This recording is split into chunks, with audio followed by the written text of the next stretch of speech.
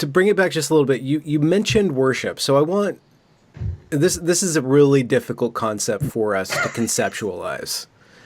And all of your language, both of your languages, it's always pointing outside of language. You guys are always pointing at, you're even literally pointing out of the screen. Like, it's like something, like, how do we conceptualize this right now? Or how would you facilitate the conceptualization of that for people who don't have the structure of a religious background to draw upon?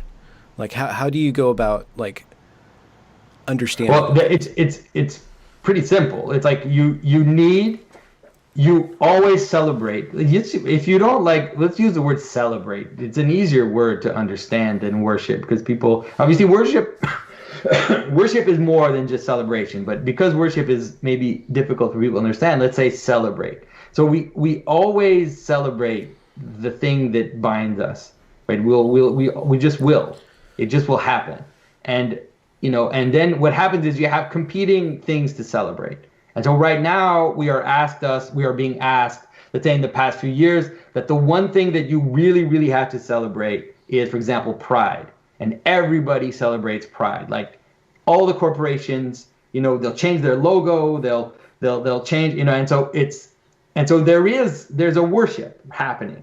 We create objects, we create events where we sing songs, where we gather together in the name of something. All of that is the notion of celebrating or worshiping in a small w, let's say, venerating. Let's use the word venerating, okay?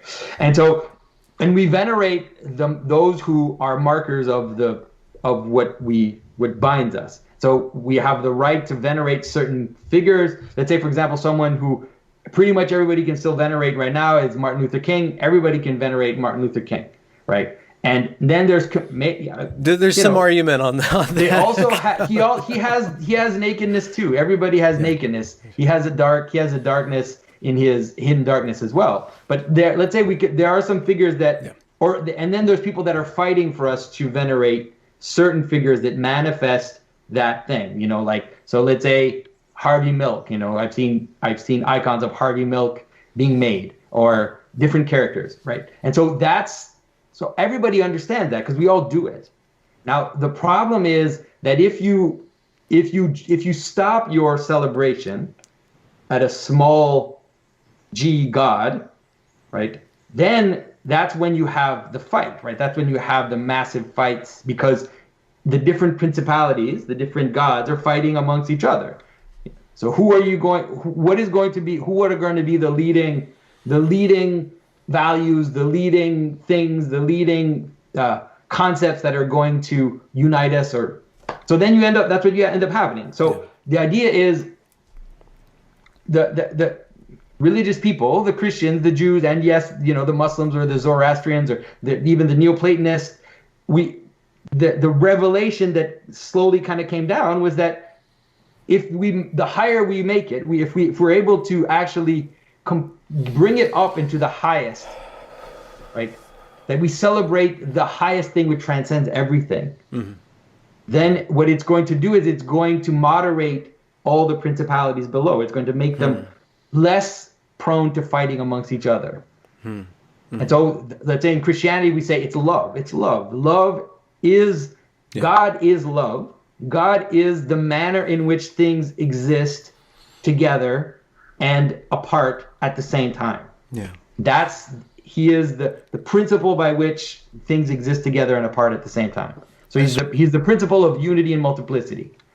And so we have the Trinity, we have all these images, the duality of the nature of Christ, all these images to help us participate in that one and many, infinite one and many. Mm-hmm. Okay. And so that's what worship is. Worship is celebrating the highest. And so in terms of religious worship, then it has specific ways we do it. We sing, we recite, we pray, most of the time it has to do with vocalizing, by saying things or singing things, through logos to participate. But there's also bowing, kneeling, making yourself low. There's and then there's also loving others. Like by loving others, you are also worshiping, because you are embodying the love that is supposed to be, that you're manifesting the love of God. So when I say that, like you're manifesting the love of God, it just sounds like something that doesn't mean anything, but it really is a pattern of reality. It's not just a sentimental statement. I I just don't know if want to that makes one. sense to a secular person. I want to make one quick footnote that people can visualize what you're talking about, because the pride flag was a rainbow that meant diversity, but now there's these new iterations of the pride flag that are being compacted by all these other identities, and it's just becoming this really ugly, like, war zone. Like, this flag is just becoming this, is being torn apart on an aesthetic level because that unity has been now lost by all these minor principalities or identities. That's because the way to understand the rainbow is to understand it as a circumzenithal arc. Like if you look at the sun and there's a rainbow around the sun, that's the symbolism of the rainbow. The rainbow is a periphery and the sun is in the middle. If you don't have the sun, you don't have a rainbow. If you don't have white light, you don't have a rainbow. If you need the center for the periphery to even have any sense, make any sense. So you one and many, you need both. And I think the conceptual, Benjamin, you said conceptualization. I think it's not that people need to conceptualize, people need to practice it. And in a healthy liturgical diet, you have all of the elements of the manifestations. And it's not so much, this is part of the sin of Protestantism, is that, well, if I can conceptualize it, then I can master it and I can wield it. No, it's always service. That's worship. Worship is in a sense service. And what you do in church, in the liturgy, is that you go through all of the movements of this. Somebody pointed out to me yesterday that the one element of Protestant liturgy that has been eliminated over the last 50, 70 years has been confession.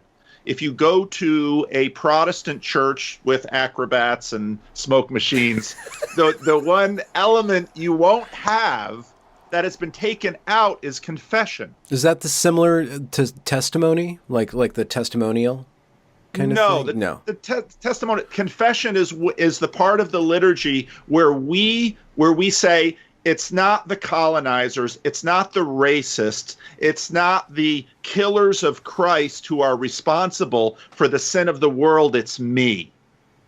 And so that has come out of Christian liturgy in the Protestant church. Now we see it manifest in the street enormously. And it's like the elements of liturgy will not be denied. And so if you fail to practice them within the confines, now I sound terribly, orthodox here. Yeah. If you fail to practice them within the confines of the properly structured universe, which is what an Orthodox church is in terms of the architecture and everything, if you fail to practice them inside, they will leak out, and you will, in a sense, you will have to fulfill the prophecy, but in a far more destructive way. And in that sense, the church is a containment unit. Yeah.